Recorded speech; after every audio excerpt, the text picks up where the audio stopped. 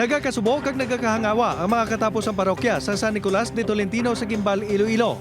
Matapos madiskubrihan nga nautod na nato nga kamot sang imahen ni San Jose nga nahamtang sa atubang sa simbahan.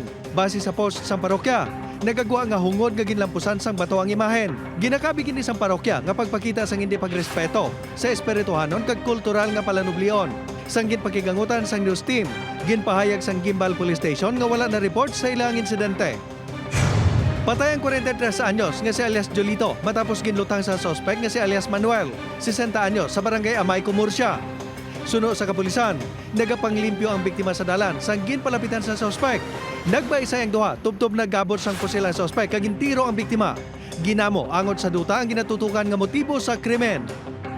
Naglabot sa 21 million pesos nga balor sa smuggled cigarettes ang na-recover sang kapulisan sa Sipalay City, Negros Occidental.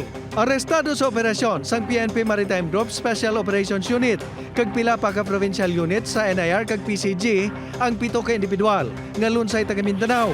Nadakpa na mangini sa akto nga nagadiskarga sa mga produkto. Nakumpiskar ang masobra 16 mil karim sa smuggled cigarettes. Ginkumpiskar man ang motor bangka nga gingamit sa mga sospek.